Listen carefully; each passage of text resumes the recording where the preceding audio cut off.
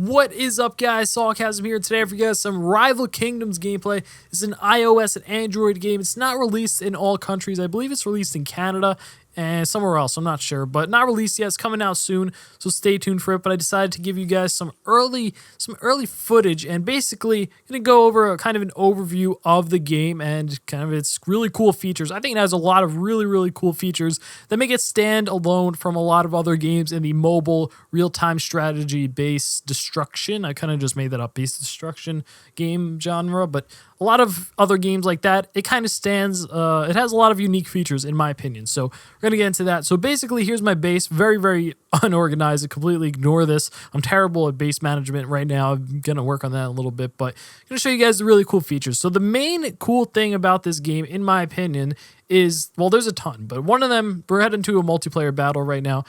If you see on the top left, it says Battle Stone. So it has 5 right now.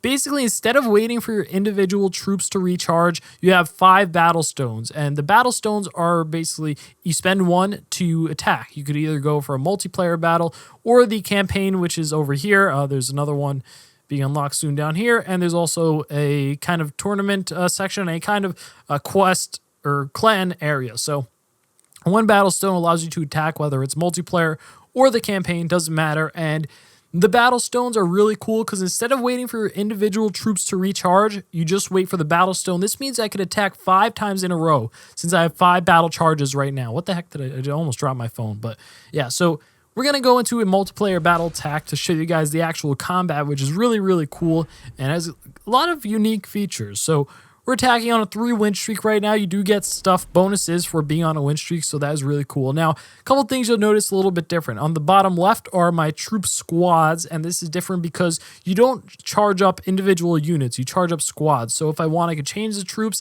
I can place the squads that I want here, and each squad is 4 or 5 or more, depending on your upgrades, troops of that unit. So right now I'm using the Mana Hunter, which are quite a unique unit. So I'm going to explain those in a second, but the units we have to start off with, the pretty basic units are the soldier and the crossbow unit, you know, your basic warrior and archer types. Now the Mana Hunter, excuse me, I didn't want to get that name wrong, but the Mana Hunter are pretty unique. First of all, they fly, so they can go over terrains and buildings and stuff, and they also give you bonus mana when you destroy these buildings. So let me explain the mana system real quick. You see these buildings that have +4 and a blue stone over it, or sometimes +15. This is the town hall, if you will, or the stronghold, rather, excuse me. And all this stuff, these blue symbols with +4, +4, +15, +2, all this stuff gives you mana. Mana allows you to use your skills at the bottom right, which you could swap out by changing your ancient, which are kind of characters that you can unlock throughout the game. And right now I only have 2, but the more mana you have built up, the different skills you could use. So the first skill for this particular ancient, the Solric, which is a fire ancient, they're elemental, of course, and the first one is a little fireball, second one's sort of a defensive skill, and the third one is a elemental that you could summon. So depending on how much mana you have charged up, you can use a certain skill. So these mana hunters actually go for these kind of mana towers, and they can give you more per building, so they get you more mana quicker. I really like them, been using them a little bit, but yeah, let's get into the attack. So you drag the squad that you want and you target the building that you want. So I'm going to drop it right on this tower here. You see kind of highlights where it's going to be attacking, so you can really direct it there.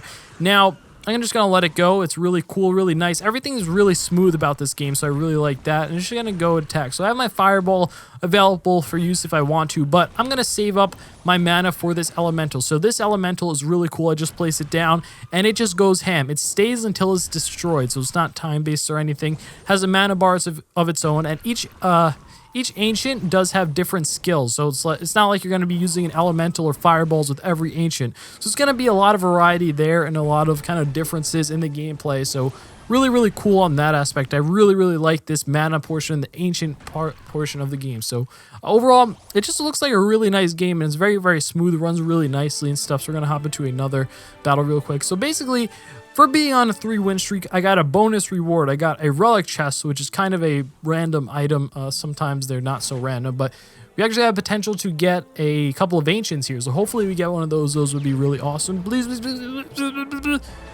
Woo, rare soldier reinforcements. Okay, so we could summon some extra soldiers in a battle if you need to. Not that cool, but pretty cool. I would rather have an ancient, but it's all good. So yeah, that's the battling here. We're going to head into, I don't know what I just clicked by accident, but oh no, my village is under attack. Let's speed that up. You can actually speed up your village attacks. You can just skip it if you want. Whatever. Whatever, dude. So yeah, my village got destroyed. I lost some resources. You could check it out, but it's all good. Over here at the bottom left, you have your ranking, so that's pretty cool. You can actually rank up against other people and your kingdom rank as well. This button right here is really, really cool. So what this does is it allows you to actually attack your own base.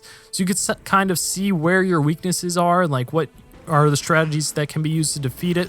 So I'm just going to attack my own base right here. Like I said, my base is terribly managed, so I'd be surprised if I defend this, but it would be interesting and really kind of comical, I guess. But yeah, so we're just attacking our own base here just to see what happens, how our defenses are, and it looks like I'm actually crushing myself. So I pretty much just showed you guys how you can defeat my base if you want, so please don't do that. If you're a viewer of mine, I would cry. I would probably cry. But yeah, so we just defeated my own base. Woo, woo. We get nothing out of that, it's just to really see how your base is doing and how it will hold up against certain strategies. So you have, you know, your basic structures, upgrades, and stuff like that. You can really customize your base how you want. Now, as far as movement, oh, sorry, I pressed the wrong thing, but you can move your base around over here by pressing this button.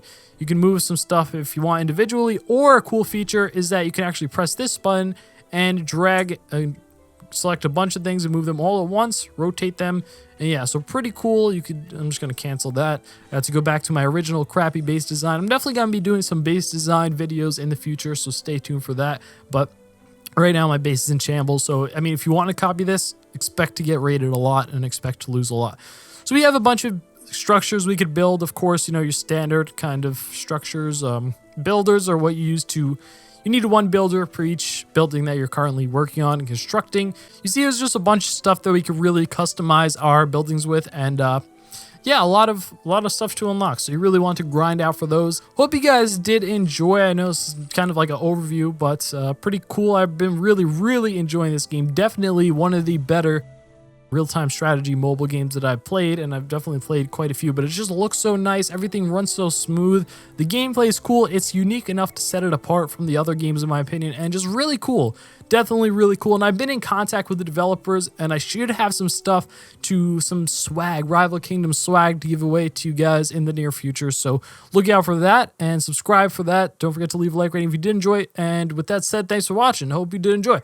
Peace.